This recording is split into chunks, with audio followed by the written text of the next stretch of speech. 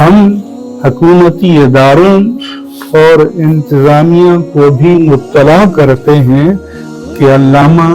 doctor محمد اشرف آصف جلالی اب اہل سنت و جماعت کے مرکزی دھارے یعنی مین اسٹریم کا حصہ ہیں اور ملک بھر میں ان کی تبلیغی سرگرمیوں میں کسی طرح کی کوئی رکاوٹ نہ ڈالی جائے،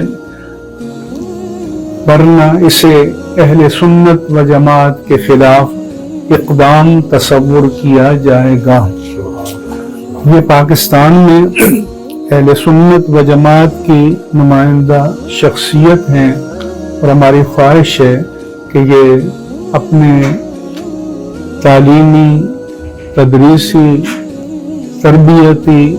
اور تبلیغی کام کو اپنی پوری قوت و توانائی کے ساتھ